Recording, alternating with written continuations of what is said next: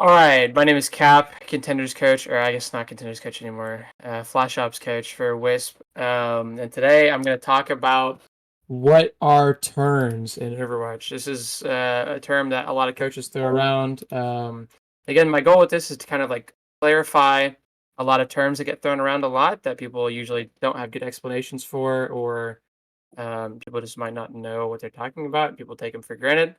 Um, this will be pretty closely related to the push and pull video, at least for a brawl section. But this is something that applies to every comp in a little bit different way sometimes than what I covered in that video. So I want to talk about this as well with some examples.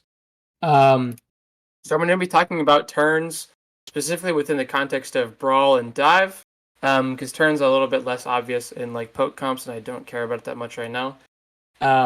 But the first things that I want to cover is the definition of a turn, at least in the way that I use it, is just when our team is going to use our cooldowns or take some space to get proactive value. And so what this means is there's basically three different ways we can try and take turns or play turn fight. So the first way is to just play first, and we cover this in the push and pull video as well, right? But if we're going to be going first, we're going to be just using our cooldowns before they do to proactively try and get some value. And so going first is really good if we already have some space to work with. If we have a lot of ults, it's kind of easy to just brute force stuff, or if like we have a really good setup, whatever. This is generally the easiest way to do it. The second way would be to go second. And as you would guess, going second just means we're going to let them go first. I'll cover when this is good. I'm just going to kind of get the descriptions out of the way, and then I'll go more in depth on each one. The third one would just be kind of a neutral turn. Neutralize. And so this is kind of a second turn, but it's not really either, because what we'll do if we're neutralizing is we're going to let the other team go first, but instead of waiting for them to go first and then we go second, we wait for them to go first and then we take our turn at the same time. And so usually the goal of this is to just keep everything on the board the way that it is now currently and make sure like they just don't get anything out of their turn. So with that all out of the way, I'm going to talk about some examples of these and how it applies to certain comps. The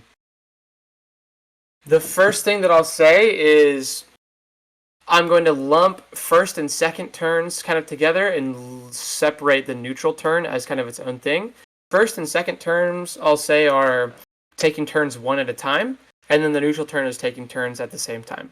If I'm going first, or I'm going second, or I'm taking turns one at a time, either way, it's because I want things to change from the way that they are now. And so that's a general way of saying, if we look at like the setup on this map, the defending team has a ton of space and a really good setup, and the attacking team will start with no space and a really bad setup. This is notoriously like one of the hardest maps to attack, or one of the hardest points to attack. And so this team has to play in one of the first couple ways or play one at a time turns. Because if this team just plays neutral turns, they'll never get a change, they'll never get any more space, and they'll never make the play they need to. Whereas the defending team, it's really easy for them to just play the neutral turn forever and to just try and deny this team from getting value out of their one at a time turns. And we can make sure they don't get space, we can make sure it's hard for them to set up, we can burn a lot of time, we can just keep pressuring point, right? But that's not to say that this team cannot play one at a time turns. That's just an additional option that they have. And part of the reason why defending setups are so strong in dive is because the option of the neutral turn is available to them, and it's not available to this team, really. Outside of that, let's see. How do I want to approach this really quickly? I'll just kind of go through this fight, and I'll say a couple ways to approach this from both teams' perspectives. So the attacking team here, like we talked about, in dive, defending setups are really oppressive because having the advantage or having the option of the neutral turn here means we can stall this backline forever if we wait for their monkey to try and do something, right? And then at the same time, my monkey waits for that, and then my monkey does something. We can make sure that we can stall for the exact same amount of time this monkey is going to get to be in, and this monkey will have to leave at the same time I have to leave. And so we can kind of guarantee like a net, like neither positive or net neutral for both teams.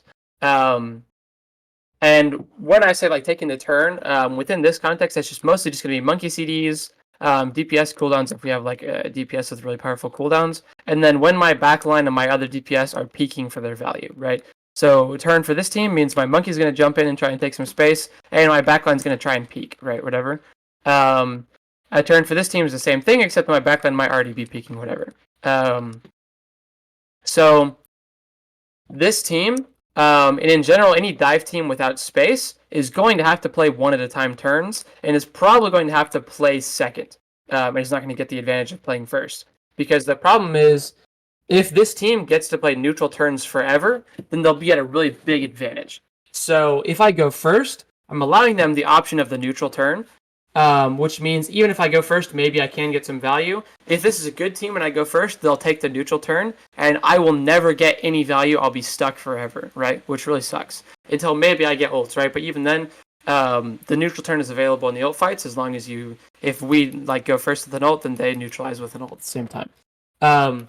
So as a team that doesn't have space, what I need to do is I need to bait them to take their turn first, and then after that, I can play my second turn. After the monkey jumps out, right? And so there are a couple problems with this that teams run into. How do we make monkey take the first turn? Because smart monkeys are not just going to take a turn for no reason, especially if he's waiting for us to take our turn, right? If both teams are trying to play second, then how do we actually make them go first is the essential problem. And so the simple answer to that is I need to let my DPS set up with angles. And so this is when like flanking DPS are really strong in this, and Sombra was really good at this. Echo is really good at this. Ashe and Widow are less good at this, but can still kind of do it, where I need to take angles on Monkey, and I need to give him two options, right? Either leave this spot right now, because my DPS have good angles on you, and like we can play like either here or here, or I can force cart, and I can say, Monkey come touch cart, or I'm going to get an infinite amount of cart. And so those are the two ways that we make a team go first, or we make a monkey go first. We either say we're going to poke you out if you don't go first, or we're going to pressure cart if you don't go first. And it can be point on Koth if we run into the same thing on Koth. And so what's going to happen is this team pressures cart. The monkey is not using aggressive cooldowns until monkey has the touch, right? Because cart's now at this corner. And so even though this team has the option of the neutral turn, you'll get forced to make the first turn if they play cart or if they take angles on your monkey. In this case, they played cart. We want to start cart here. So this is fine. The defending team just plays to force out the monkey. The DPS is taking angles on the monkey again, right? We're trying to pressure him.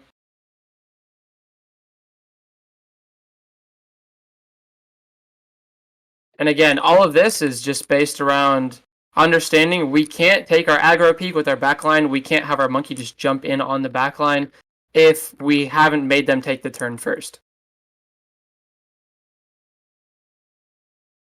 Right, so we're just going to pressure cart again. Monkey's now going to do a soft dive, right? So he dives on these people here, but he's not actually diving where he can get naded or slept, which is really important, right? So diving not the Ana, or if we are diving Ana, make sure we're diving with some reasonable amount of space to play behind. So we do this. While backline walks up, we bait the first turn, right? And so this is kind of a neutral turn. But because monkey did a soft dive, and this monkey is going to have to take like what's essentially a hard dive because we're close to Ana, we can get slept and naded. I can mostly guarantee that I can stay in longer than their monkey. So even though this is a neutral dive, it's a neutral dive in a way that makes me able to stay in longer, which should always be the goal for the monkey that doesn't have space. I need to stay in longer. So I'm diving not Ana, not going to get naded, trying to stay out of Echo LOS, my own Echo's with me. And so now this monkey's out, their turn is over, I should have CDs again to go again. So playing passive, forcing card again, baiting their first turn. The soft dive again, not diving Ana. All the while, my Echo is pressuring this, making the first turn happen. First turn happens, they don't get anything out of it because my backline's playing good. And this is where it happens, right? So we've gone 3 like monkey cooldown cycles essentially without even taking our turn. And now this is where we're actually taking our turn. So the important thing that happened here was, and this is like why people say this is a slow comp, right? This comp is methodical, and we need the right circumstance before we try and force things. So I soft dived, didn't get anything forced out of me. My Echo set up. We pressured Monkey and we pressured Cart, made him take his first turn. So now, as soon as Monkey jumps out, this is the trigger for me to take my turn, right? So Monkey's out, I'm taking the second turn, I'm stalling backline. This is when my backline can aggro peek, my DPS can aggro peek, and we can look for the play, punish this Monkey, or we punish somebody else. And here they go, they punish Monkey. He can't get help because my Monkey was smart and stalled backline while this was going on. And then this is essentially like the blueprint for going second and for taking space in this dive count.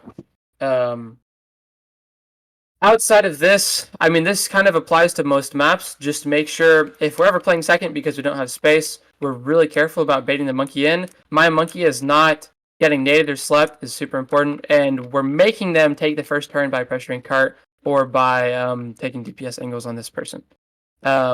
This applies mostly the same in ult fights for this comp. I'm not going to go too far into it because it's just this.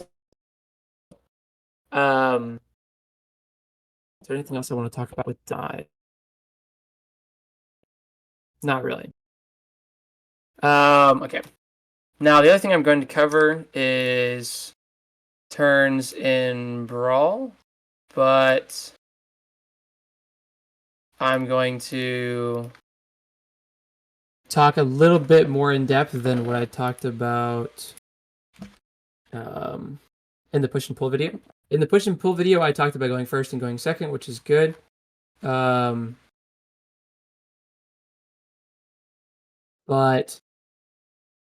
Brawl is a little bit more complicated than going first and going second. If you can go first and go second and you can understand both of those, you can get to a really high level. But I want to talk about it at a little bit more advanced level, just to kind of build on the push and pull video. And so I'm going to look at one specific fight from this VOD. That's a Brawl mirror. And so in that video, I talked about going first and going second, and it works most of the same way, right? The only difference is instead of Monkey cooldowns and like backline walking up and DPS taking angles, it's more about the way that wall is used and the way that my tank cooldowns are used, whatever. And it's also, there's a lot more emphasis on ults as like the triggers for going first and going second in Brawl. So this is a really big ult fight from both teams. Almost, I think it's 4-5 or 5-5, right? What I want to talk about is one of the teams is going to go first, the other team is going to go second. But in Brawl, beyond that, and what I want to focus on now is mid-fight turns. Because Brawl fights are a lot more turnable than they are in other comps. Because the nature of one team taking a turn means they used a lot of cooldowns to get in, and it's hard to get out. Whereas in Dive, it's really easy to get out and just stabilize after you get your value because we can just jump away or my DPS can get away. Once Brawl people commit to turns, it's way harder for them to leave, which means even if they get value out of this turn, we can push back in with our turn, and it's hard for them to just leave. So what I want to talk about is taking turns without getting fights turned on you in Brawl. And that's what this is going to be an example of. So this team pushes in, we bait the wall, right? We're kind of playing second. We get a second wall, so this is kind of a neutral turn.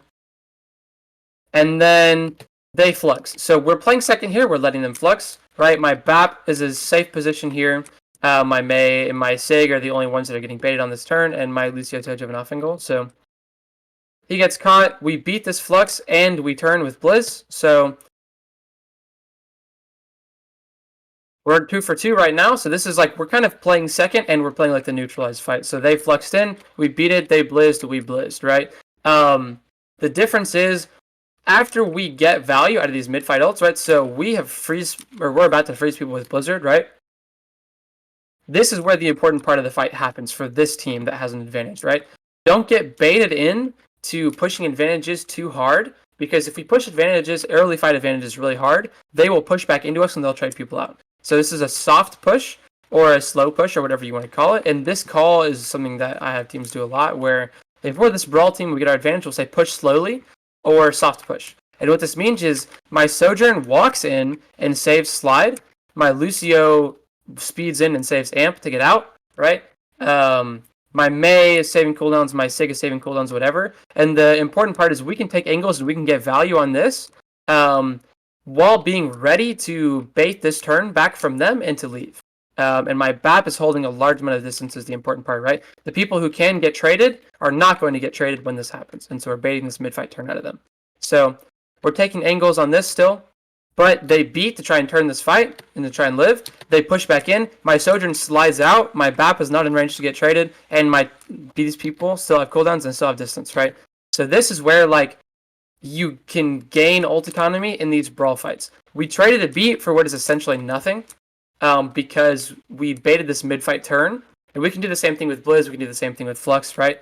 After we get our advantage, slow push up, bait the turn out of them, and then give space.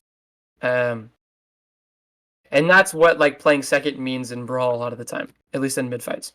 And then they get this Flux off, there's no beat for the Flux, and they end up turning this fight.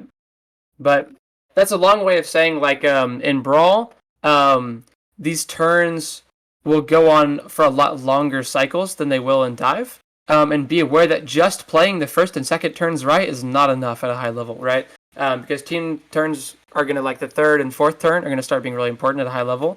And if we can bait this third turn out of a team, if we can bait this fourth turn out of a team, and make sure we just kite and live, and our slow push, our setup going into the turn is what's important, right? Then we can live, we can bait ults out of these teams, and that's kind of what the difference is at a high level. Like, ult usage and gaining ult economy in these fights by baiting ults out of the enemy team for nothing. That's most of what I wanted to talk about. If you have any more questions, DM me on Discord or Twitter. Yeah.